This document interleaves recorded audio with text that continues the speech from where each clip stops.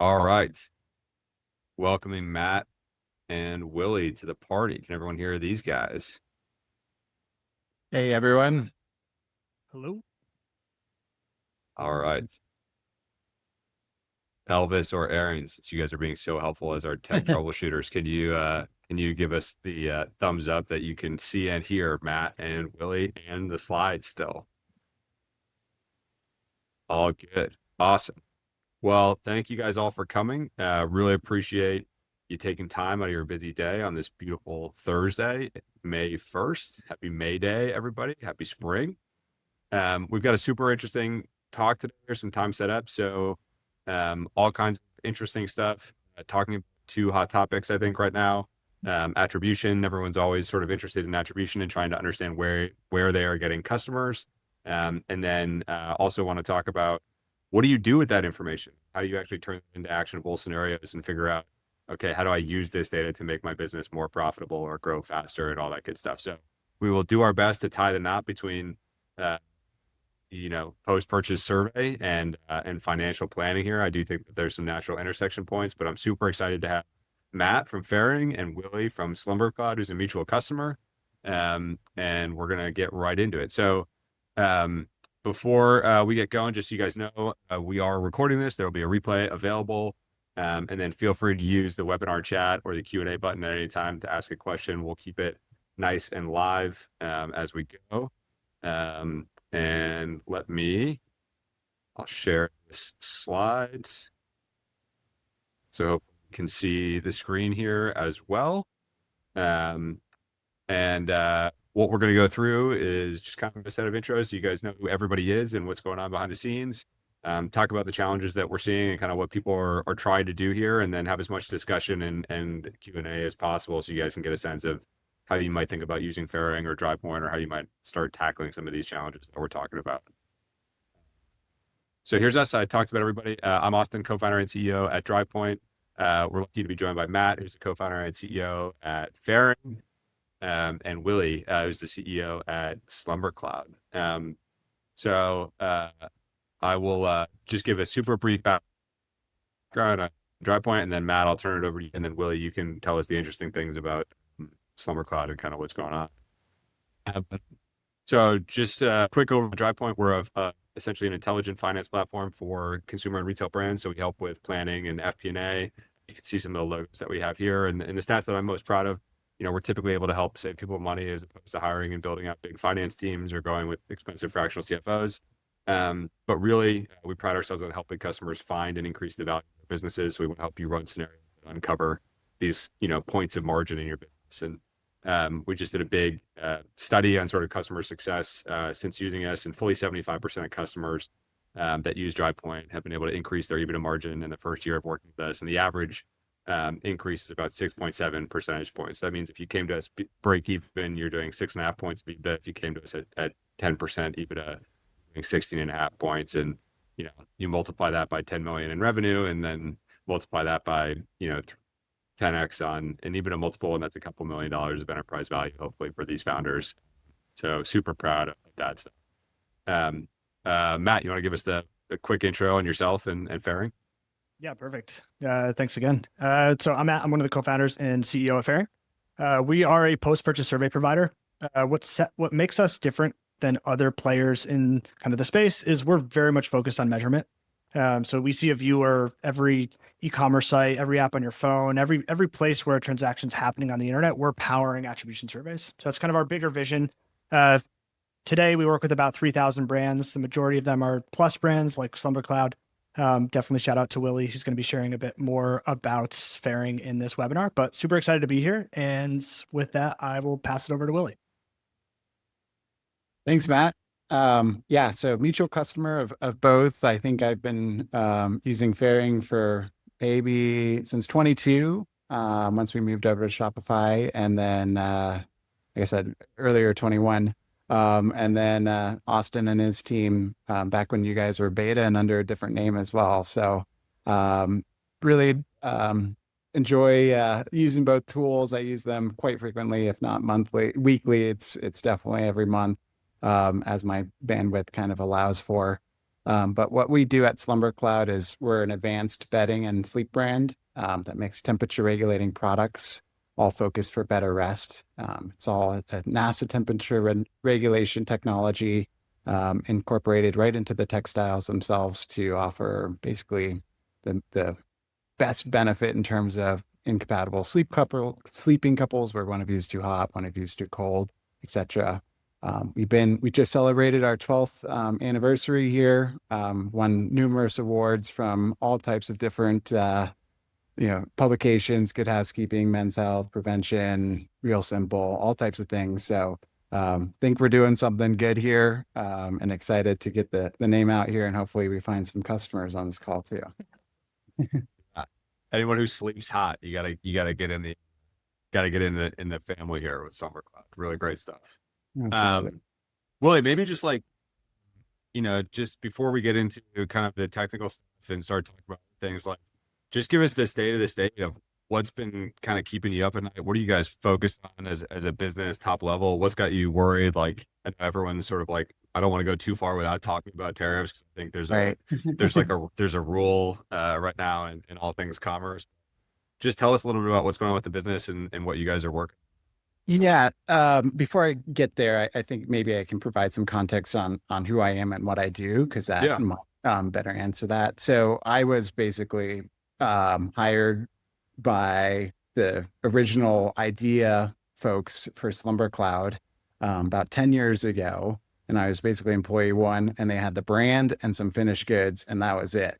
So employee one, right out of college, didn't know at all what I was doing, but got a little bit of bandwidth to kind of experiment, got on a lot of customer phone calls. I was customer service agent as well as marketing guru at that time. And so I was basically taking first party data from day one, and has kind of made that a foundation of who I am as a marketer. My expertise is kind of in the performance marketing realm. And so that's really my day to day here, is just making sure we're aligned on budgets and strategy, as well as kind of leadership at SEO. So really small team. I think a lot of us wear a lot of different hats, but my background is basically on performance marketing, and setting budgets here. I do wake up frequently at night, because of everything that's going on in the world. I have a bit of heartburn about tariffs for sure. And, our supply chain is global. We source products or textiles from Germany, ship them to Asia for cut and sew, for fulfillment here in Denver. And so, there's a lot to be worried about, but at the same time, policy looks like it's changing every week here. So I don't try to have too much heartburn, and I just say, there's only so much that you can control. And hopefully consumer sentiment doesn't go in such a negative way that, a premium price product like ours is going to be, kind of out of the market here. So that's kind of what's keeping me up at night, is just, how do I keep navigating this? I have a great amount of inventory on my balance sheet, and how do I make sure that I'm not, sacrificing, tomorrow's success by kind of short-term gains here as well. So it's a balancing act, just as any founder or kind of brand has to deal with, for sure. Yeah. And I know you guys sort of like started originally with a sheets product and sort of a mattress pad that was sort of have made the journey to going more and more multi-product. How has that gone for you? Where are you in terms of evolution? What's changed assortment since you started operating the business? But yeah, when we first started, we were problem solution focused only, and almost 85% of every sale was a mattress pad, a cooling mattress pad. At the time, Casper had just kind of come out, and so this concept of shipping a foam mattress to your door was new and innovative. And there was no technology in those foams, so it was sleeping on straight rocket fuel. So, our product solution was, hey, a cooling mattress pad to cool down your new bed, that you might like for firmness. But at this point in our growth, we're pretty diversified. We have a pretty equal share between sheets, comforters, mattress pads, and pillows in terms of percentage of revenue there. And so, that's kind of been my focus on growth, is just how do you kind of approach it. And it is a challenge at times. You know, a pillow that's $69 versus a comforter that's $260 takes a lot of different, you know, education and channels for performance. And that's really actually where I lean on my paid media agency and teams, as well as something like Faring, to really judge, you know, how much should I be paying to acquire these customers for each of these individual categories.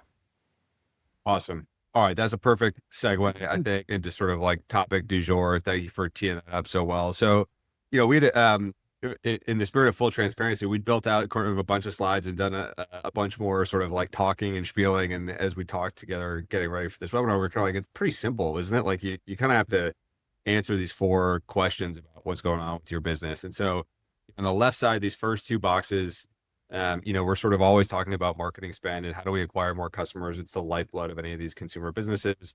And this is a question that's constantly being asked is, okay, where are these customers coming from? You know, where are they most efficient? The sort of immediate next question is, okay, well, how much is customer A worth that came from X channel? And how much is customer Y worth that came from other channel? And then I think a lot of us, we spend a lot of time in the industry and a lot of chatter on all of those 2 questions. And I think for really good purposes.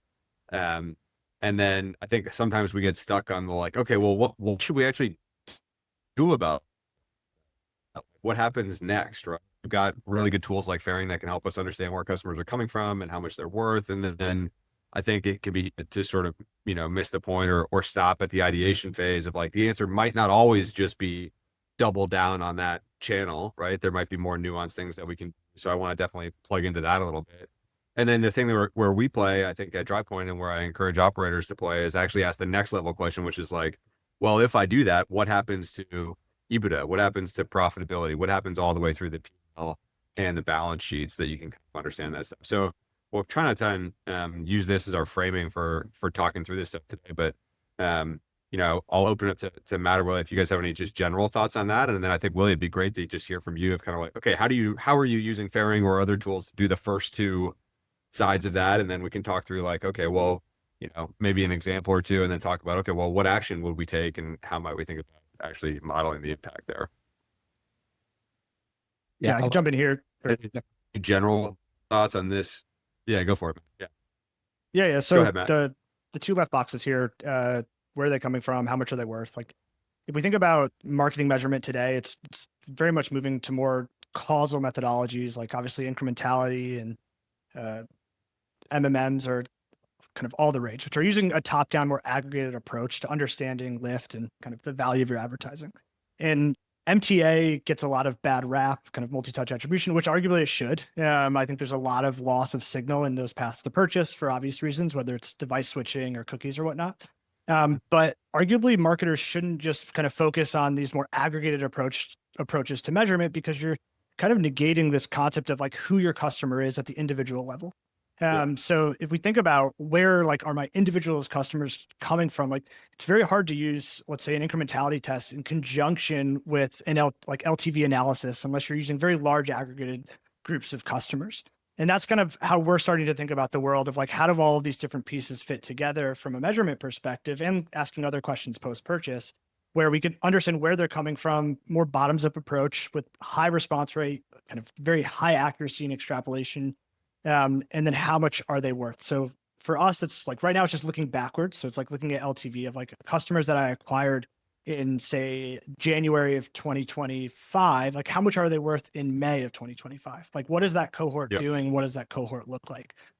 So that's how we're starting to kind of think about the world, and like our place in the future is we're very much not like top down only when we think about kind of understanding marketing spend. It's more of like, as Willie was alluding to, like talking to individuals. Like obviously he can't do that at their scale now, but what is the more today comp at that volume where you could actually get feedback, actually get those individual responses, more quantitative than qualitative from a data point perspective, with the ability to analyze that.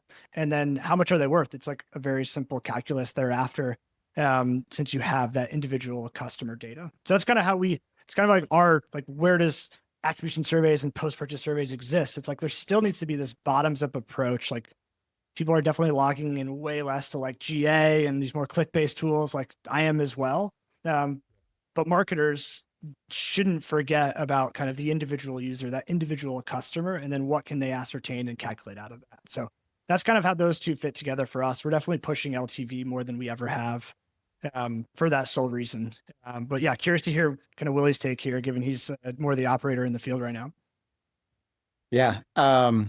I will go into this with a little caveat, right? We are in a very competitive category space, higher AOV. It takes a lot of research for our consumers to make a purchase. Well, we kind of assume that.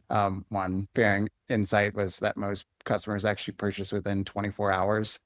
So that was a little question that we always had. Hey, people aren't going to go out and buy a sheet set that's $250 just off a whim, but truth of the matter is they actually are. And so there's definitely some insights that we're getting through these kind of post-purchase surveys, but just want to make sure that I'm operating my business in a certain way, and I know that my answers here aren't going to be the right fit for everybody else tuning in. But hopefully, I think the most powerful thing is just as a marketer is thinking creatively and hearing problems. And hopefully I can give some insights that, get people's minds going on. Yeah. Really, maybe like even just to start at the beginning, like when you're spending money, like you've been in performance marketing, you came out of this world. How do you answer the question today? You've got Faring in the stack. Are there other parts of the stack? How do you answer the questions of like, what's working? Like, how do you know the answer to that? Yeah. And this is a really hard thing to say, but you don't know. And so earlier in my career, I went crazy about like, okay, let's find an attribution model. And I went into every dashboard and pulled reports and spent weeks like trying to find like, okay, I'm looking at this customer profile and it clicked, this Facebook ad and try to tie it to, and it just, I spent so much time trying to figure it out. And what I realized is like, attribution is never going to be fully solved. We're never going to be able to be in the room with someone and hear how their wife said, oh, I'm struggling with menopause. And the husband like, oh, that's great, or them recalling maybe a competitor's ad and then searching that and finding us. And so there's this whole realm that we're just never going to be able to find. And so I look at attribution really as like a matrix. We have a platform-based reporting tool. We have first-party reporting, such as Faring or discount codes or something that like we can directly tie to an order. And then in the fourth or third quadrant, we have financials. What does this like actually play out to be on a P&L? And then finally, as any good marketing, performance marketer, I have intuition and gut, and I can say, okay, like I got to follow this. And I believe it, I have to execute on our plan or, kind of trust my instincts here. And the truth of the matter is like, we're just constantly kind of using all of these tools to basically opportunity size and say, how true are these data points? And if all of them are pointing directionally at the same thing, then we say, okay, we're really solid in this. Let's double down on our Google campaigns because everything is trending the right way. The customer surveys are saying that, our reporting dashboard's working.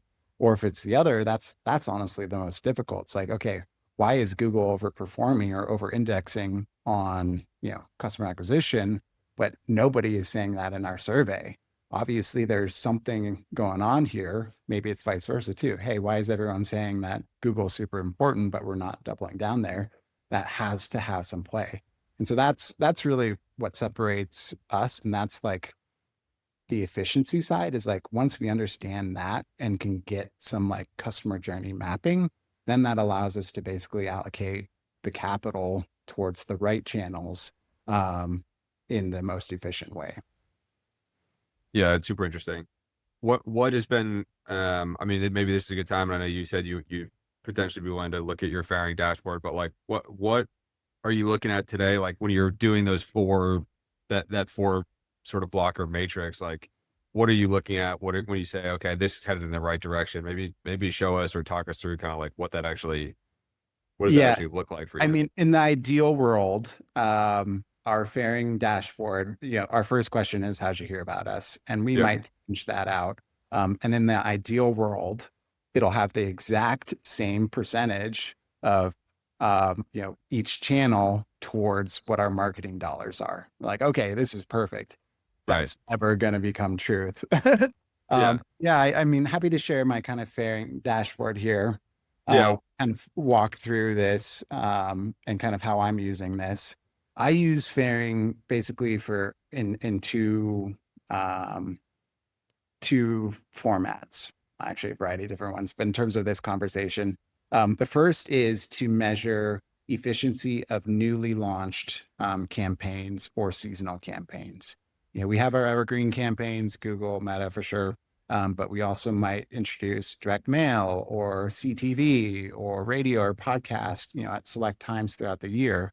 And I can use Faring to basically get immediate impact results of, within the day of, hey, how's that marketing spend doing?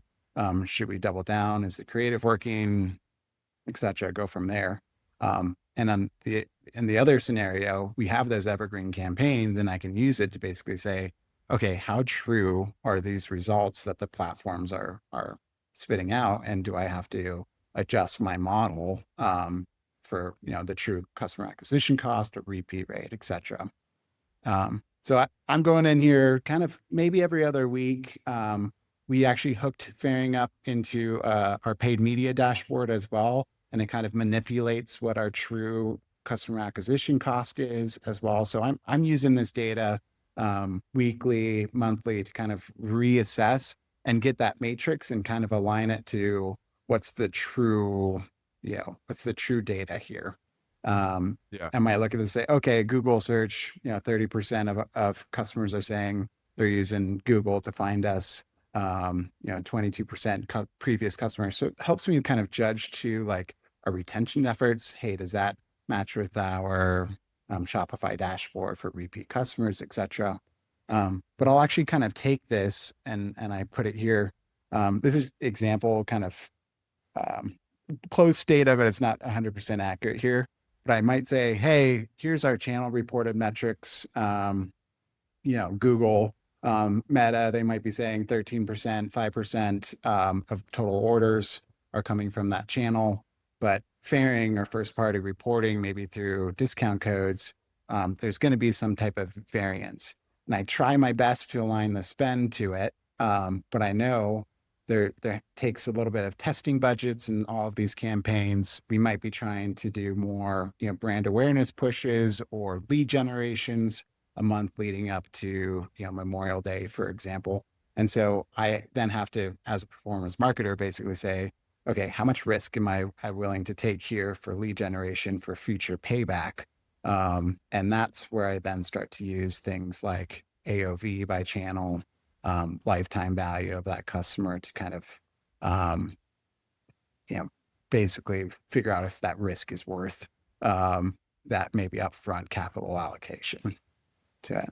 Yeah, that's super interesting. Matt, when you hear Willie talk through that, like what's going through your head as far as, what's similar, how are other customers using it? Is that sort of the first principles way to think about this stuff? I'm sure it's interesting to hear live feedback from your customers too, but yeah, definitely. Matching to spend is, we'd say like the first step to like really providing like an actionable way to use our data. So definitely great to hear that.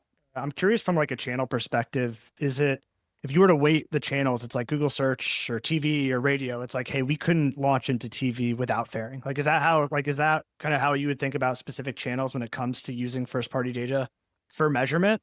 Or is it like, we use this in Google search too? Like, this is like our bread and butter. Like, how do you think about the kind of hierarchy there? Well, Google search has always been kind of our bread and butter because we are a problem solution approach. And so it's really been adding on the other layers, the other channels, particularly Facebook or Meta, I should say here. That was one, you see all these other brands just killing it on Meta, and we're saying we're not getting the return here. And the metadata coming from the platform we know is just so inflated.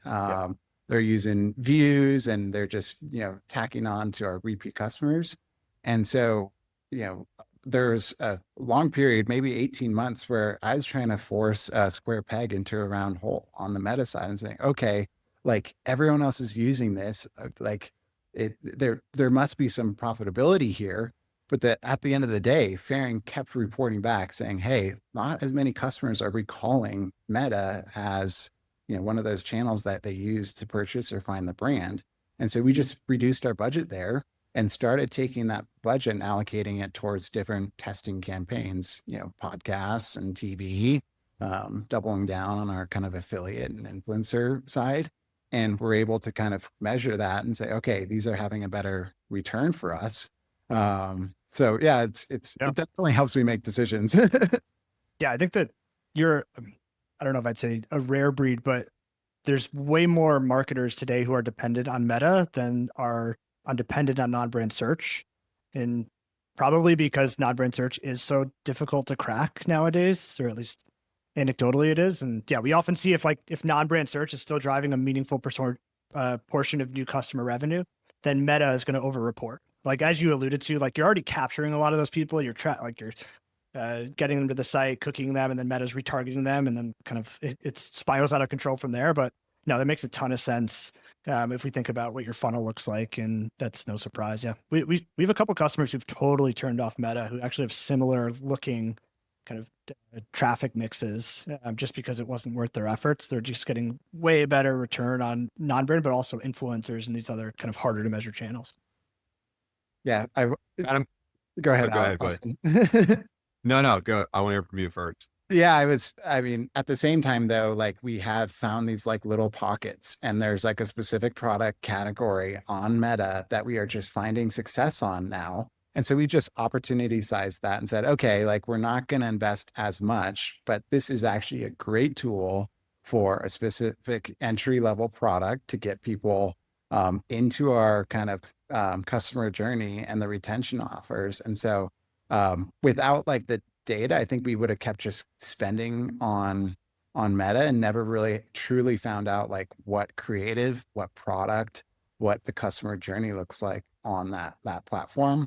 And so, we definitely wasted some capital up front, but at this point, we're like finally seeing it as a good channel for us.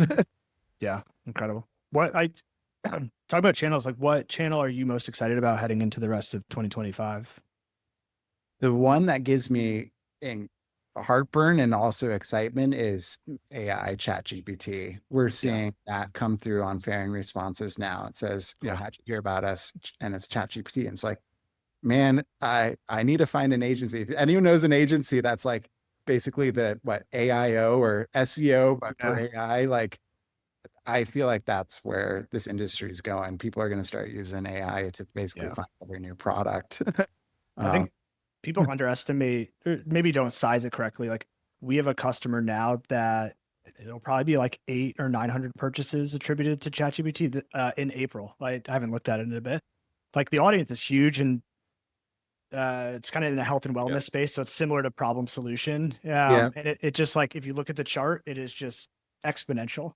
So I think it's a massive audience that we're going to start really seeing tap into later this year. Yeah, I think it's still super early. We're still in like the flat part of the exponential curve that people can't see yet. And so I think it's going to happen slowly all at once. Right.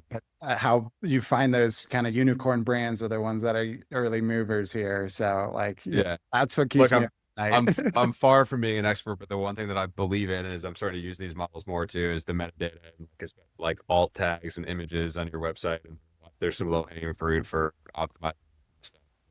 I'm sure if anyone in the chat or the attendees have any secrets there, we can pause the conversation to hear from you guys first, because I think that's probably the major unlock.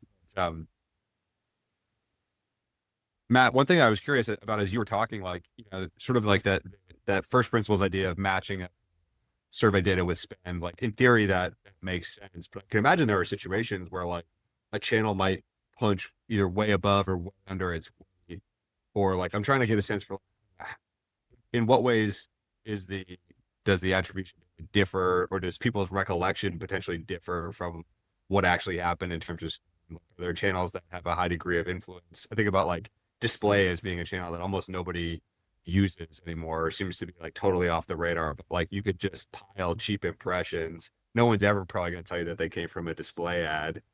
But like what's your sort of colloquial understanding of like how much that actually does match up with customer journey, how much human recollection is correlated to like impression log, for instance? Yeah, we're seeing really good results when we compare our data to these more like causal or MMM models, which is like very kind of confidence driving on our side. Because like Yeah. recall is definitely a question we get asked all the time. It's like, what if people can't remember? Like, Right. our response is typically like the channel that they're submitting. Like, again, our responses are randomized. So there's definitely a portion of customers who are randomly selecting responses. There's no way to get out of that. And we remove it through randomization. But for us, it's like the channel that was the most memorable is what the customer is going to be selecting. And if we were to take Right. that data and infer it to kind of the spend model, it's going to align very closely to what's actually driving volume. Yeah. So the one thing to note, and we're currently trying to solve this, is like, how did you hear about us as a question? It's extremely, if not the most top of funnel question you can ask. So Right. one thing we're trying to understand is we work with more legacy brands who've been around for like 20 years. Like, how did you hear about us is not the great question to ask. Right. So why did you? Yeah. Exactly. Why So it's now? like, Yeah. or what led you to XYZ? Like, there's definitely other questions to try to get better data out here. The one thing that we're really confident about, and like we've built this kind of algorithmic model for extrapolating results. So we know that the extrapolation is actually really accurate once you get to like 35 or 30% response rates of the questions, which is great. And what we're working on now is focusing on reliability. So it's like how close can we predict what response you would select? And kind of that's going to give us kind of the next step into continuously moving into making our data more trustworthy when it comes to getting over that recall problem. Interesting. So basically using other intent signals plus 35% responses or that you're getting to sort of probabilistically intuit what they would have answered if they didn't answer the survey. Exactly. Yeah. Okay. Yeah. And the whole idea here is like, maybe we don't have to ask all your customers. Maybe we can ask a different question and get the same exact output. Right. Maybe our model is not very confident that it can predict where you, Austin, came from. So maybe we ask you a different question, or we think you came from a podcast. So let's ask like something more pointed. Yeah. So the whole idea here is how do we fill kind of these measurement gaps in a more intuitive way, using like our large data set of having asked over 500 million of these. So, but yeah, that's where we're starting to go into. I think Willie would probably agree here is, and he kind of alluded to it with the triangulation of like attribution survey data is very directional today. And that's kind of where a lot of data sources is, arguably, depending on who you're talking to the marketer. Some are more than not, which I don't think is a good idea. But for us, it's how do we inject as much kind of science into the way in which we're capturing this to make it as, let's say, less directional and more deterministic, if I wanted to even kind of go in that far in that direction. Very cool. Once you build that kind of flow out, Matt, I'm just, as a marketer, I see that as an opportunity because I know that we ask too many follow-up questions in our surveys here, but I'm really trying to get to the root of who are these customers, like just find those little nuggets. And it's the things that stick out that like transform your business. When we're asking, what made you purchase today? Was it price? Was it the technology? Was it something else? Like those layered onto everything else that we're doing on the performance marketing side help us get more efficient in basically our ad creative, our website optimizations, etc. Yeah. And so at the end of my surveys, I keep getting at, the surveys too long. Yeah. Too long.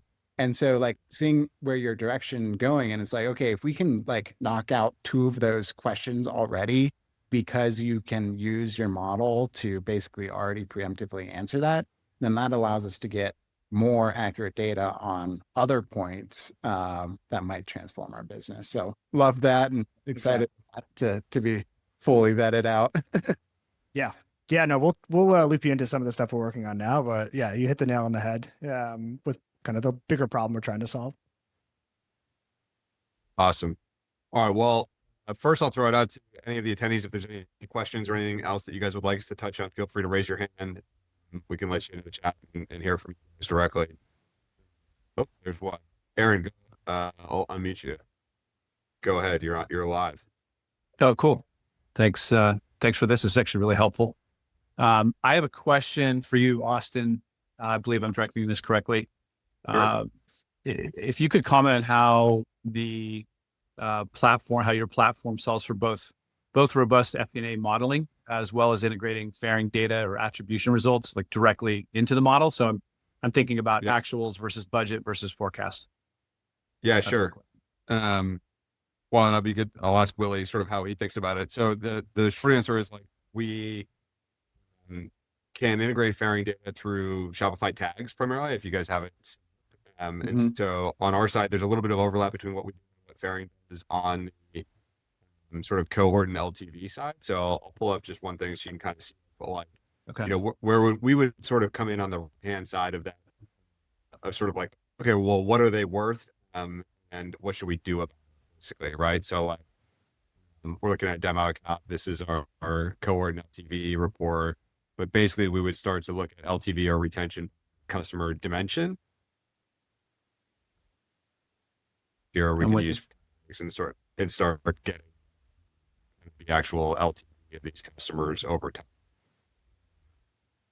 And, you know, so one thing that probably the most interesting thing about Drivepoint is we have these tags, but we also, because we're ingesting the financial information, also can start showing down to contribution profit per customer. So LTV, most platforms will get you to kind of net sales or net revenue. And with the financials, we can get you to contribution profit after ads, those sorts of things. So you can start to really understand kind of true payback these customers. So that's one place. And then this really drives the financial forecasting on our side. So pull up a model real quick so you can get a sense. But really what we're then doing is using the spend, you know, you might, let's say you were to start actioning on some of this thing and say, okay, for Willie, Google's working well. So maybe we want to increase spend on Google. What we could do, we can open all these plans in Excel. The easy way this would be to use our quick edit functionality and just say, okay, well, let's run a quick scenario where let's look back, let's look at Google spend here. Let's sort of look at what happens if we increase Google spend 10%. Maybe we want to increase, let's get dramatic here and call it 25% from the current version. And so this is going to allow us to really quickly scenario plan against and say, okay, well, what the market thing that change, everything stays equal. So I don't know if that answers your question. It's kind of how I think about these tools working together. It's like Willie's doing that math to try to understand, okay, where a customer's coming from, come up with an idea, we might action and be able to turn sort of into hard numbers. Yeah, that gives me the insight or the information I was looking for, because I'm swimming in this right now, but not using. I'm basically working within Excel and Google Sheets, and working with a different attribution software that doesn't need to be mentioned. But it's you can imagine it's pretty grueling, and it's not easy to do scenario analysis like you just illustrated, right? Jumping in on a specific channel, making that change. So that is the answer I was. Yeah. So, you know, this is a demo account, but if this were Willie's business, like that looks like a good idea. Like we should go spend more money. Obviously we can't just like go spend more money. So that's a good segue, but I don't know, Willie, how do you think about it in terms of like those two things working together and sort of you just had your sample attribution sheet up, which was pretty interesting of like, okay, if that was real data and you were looking at it, like what would you do next? Or sort of like, what are the paths that emerge from that kind of analysis? Yeah. So basically these two tools and first party data and Drivepoint, when you marry them together, what you're doing is creating a shared language between your finance side and your marketing team. And that's basically all that I'm doing with my paid agencies is I'm saying, hey, I can't share my full P&L, but I can tell you that when the Google platform is saying this is your CAC, it's not accurate, and we can't be profitable if we keep spend at this level. And so I just basically take all this data and boil it down, and then I tell the teams like, hey, spend more, spend less, change your acquisition costs. And we'll model that in Drivepoint and say, okay, this is what we can truly expect. And we'll push it out there and kind of like Austin showed, it'll spit out a number and say, this is how profitable you are, or this is the metric that you're looking at. This is the truth of it. And then we'll use that and we'll compare versus actual. And then I can say, this is how far off the Google channel platform is reporting for our particular business. And so that means like take a haircut, or you have more bandwidth to spend even more. And I can just tell the teams to be more actionable in a way that they understand about how good they're doing of a job. Right. We're struggling with that very complexity right now. Thanks for that answer. It's Awesome. tough, and you can't solve it. I tried to, and I was it's, and definitely find myself spending a lot less time on it and just more time of like basically checking how the performance is going versus like being in the weeds. Yeah. I Awesome. understand. Thanks for the question. Oh, One go thing ahead. to know, less on ad spend, but more on like persona building. And I don't know if you guys are connecting these dots yet, but another really good use case if we think about Drivepoint and Faring is kind of almost pivoting out the P&L by different personas that you can get through first party data. So it's like my buyer who buys because they sleep hot, like what is their kind of ultimate LTV or contribution margin because of that reason. So you might find, sometimes you won't like anecdotally find huge variances between kind of these different personas or why they buy. Sometimes you might. So you might have a specific buyer where maybe the CAC's a tiny bit higher, but if you kind of connect that to the bottom line, it's like this user comes back often because, as Will alluded to, like we're really solving a problem for them. So just another way to think about it outside of like that top of funnel attribution and more stuff like who is this buyer and what is their impact to the bottom line of the business from a more persona perspective. That's interesting. We don't use personas, but we do use kind of like the channel or maybe first product purchase to kind of go that same route from there. And that again is actionable insights. We know exactly how much to spend for certain like channels or for certain products and categories. And do you see a huge variance between first product purchased and future behavior? Yeah, there are some like really strong correlations with that, and everything from like return rate to LTV. There are some really strong correlations, and it's like I think that's my biggest challenge is just like kind of being patient and making sure I'm not taking short-term wins on the CAC side just to inflate revenue, because in the end it's actually more expensive for our business and puts us in a worse spot in 40 days when typically customers come back and purchase. Yeah, it's super interesting. All right, we have one more question from Colin. Colin, what do you? Hear me okay? Yeah. Great. So I kind of lead all this stuff at Marty. We're an online grocery store, so we have frequent repurchase, but usually our first order, if it's from a paid channel, we're going to be a little bit in the red, and then we're looking for like a payback period. So we're kind of in a place where attribution wise, like Faring's super helpful because I really kind of think of the three-legged stool, just like, Facebook platform, Google platform, what we see in our logs, and then also what Faring tells us. So the good news is that we're mostly on one channel from a paid perspective. So like the CAC paid is pretty easy for me to kind of see like where it's going.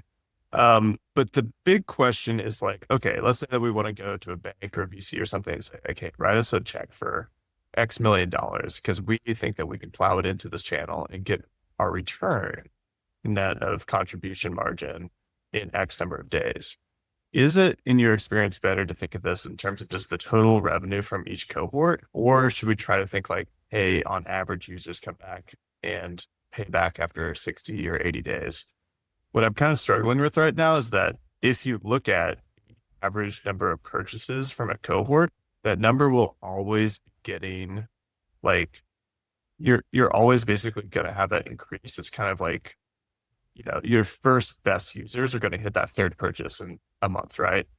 But then as you wait, that like number of purchases in month 2 is always going to decrease as you just kind of have like more and more people come through the cohort. So that was just like, it seems a little misleading if you're saying like, hey, yeah, we're profitable after our second purchase, and our second purchase takes on average days. Well, then if you wait a little bit longer, it's like, okay, now it's on average 25 days. Now it's on average 30 days. So it's like, that number is actually never going to be a static target. So Yeah. is it better just to look at the total revenue and just be like, hey, when we hit 0, we're good? My general feedback would be like, yes, if you have a model where you believe that that there's point in investing in customers on minute one at a level that they're not profitable on first purchase, right? So in other words, like there are some companies that are selling hard goods or something where it's like, nope, we just run the business first purchase profitable. That's the goal.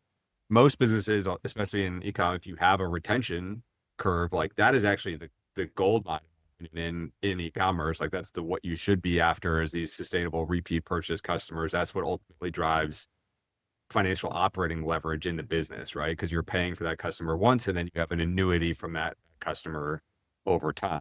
At some point you escape the J curve, and if you have enough of those customers, it gets really valuable. And like, if you're looking for a really good example of this, HIMS in the public markets is sort of like everyone else is, kind of like basically tanking. Like Solo Brands just got delisted, like all these other D2C brands are not doing well. HIMS is doing incredibly well, and it's a great example if you go look at their financials of the compounding effect of a great return model. So I think it's super valuable to invest in that.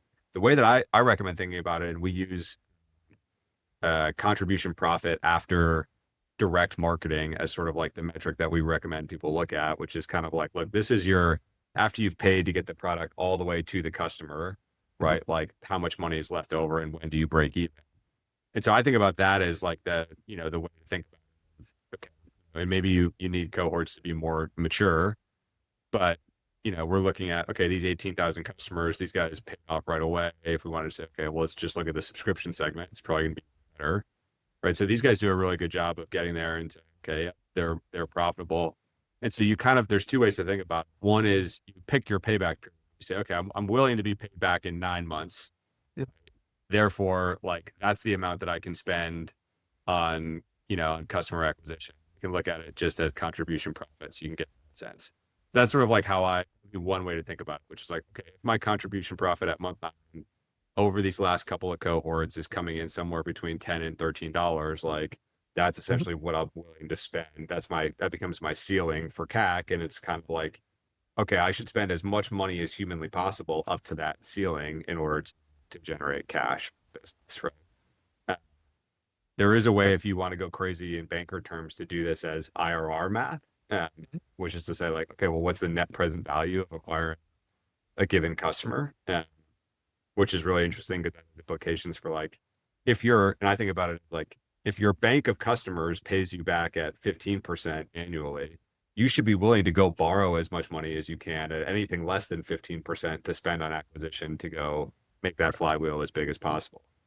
The challenge here is that you have to tie that unit economic math, which would say like, okay, plow as much money into that J curve as possible with how much cash you actually physically have, right? Because there's a limit to the aggregate cash that you have. And so the way that we think about doing it, we run these cohort models on the financial models as well. And so you actually look at that and figure out, okay, in aggregate cash, do I have enough cash to support that strategy or not, right? And so the triangulate cash balance. So I don't know if that totally answers your question, but I think about it as like, you can look at humans are like the end day analysis that you were describing, or like end purchase basically. And so we have like good mechanics on that as well. So you can look at that way. But I think you're best off looking at the dollar value of these cohorts. Because to your point, this is always going to be a moving number. Yeah. So you're basically taking like, some people call it like CF3 or something, contribution margin 3, divided by the count of people in the cohort to get average per user. And that's hopefully always increasing because it's kind of a cumulative amount. Like every month that goes by, you're gonna have more return users who add to that.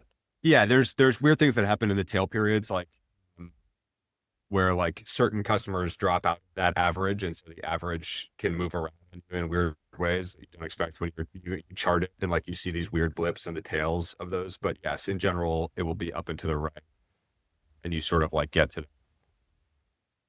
But yeah, I think it's And the important thing is doing it by cohort and really measuring the changes over time. This piece, are we hitting that consistently? And then as you try tactics and techniques, like one thing that we're often seeing people do is be like, okay, well, let's actually go down even further and start measuring this weekly or start measuring this daily basis. So you can understand, okay, did that retention tactic take place 2 weeks ago? Is that working to level those retention percentages? Okay. So, Yeah, no, that's super helpful. I think it's also kind of the case that we have a type of customer, returning customer. Like we acquire power users essentially, where it's like these people are going to be 10x more valuable than a standard user. And those are the ones that I'm like, hey, like this cohort actually might be very profitable, but if we look at it just like an average on the user level, it doesn't look as good. So I'm trying to bridge that gap of like, well, if we consistently know we get these power users who just fall in love with us and like make every purchase from us, then it's kind of like, maybe that's okay if that's 5% of the cohort. totally. And there is a way, like I've sort of got like subscription in here and non-subscription. These are generic segments, but segmentation is a good solution where you actually might want to, like, is there a signal on first purchase that you know that those people are going to be great purchasers? Is it a higher AOV customer? Is it someone who, so being able to actually segment, okay, well, here's my blended retention and here's my blended AOV or LTV, but here's the AOV of those customers, right? And then you want to be able to say, okay, well, the cool thing to model and the most powerful thing there is like, okay, well, at point of conversion, that first purchase, how many more customers can I acquire into that super high value segment, right? Right. So like we have some customers who have a monthly subscription and then they have an annual subscription, for instance, as well.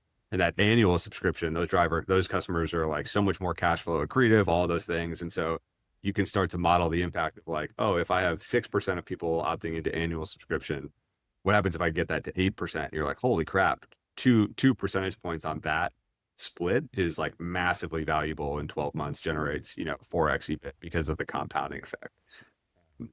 So humans are naturally pretty bad at compounding math on stuff like that. And so I think that's the power of like a really good model on that side. Yeah. I mean, shout out Faring for showing the AOV per like channel. I think that's something I've used very tactically to be like, okay, AOV is a huge driver of profitability for us. So if I see a channel's like $20 more, I'm like, okay, that's doing good. Yeah. Awesome. All right. Thanks, guys. Yeah. Sorry, I don't want to keep talking too much, but yeah. So thanks for answering stuff. Yeah, no, all good. Any other questions here in our last 2 minutes?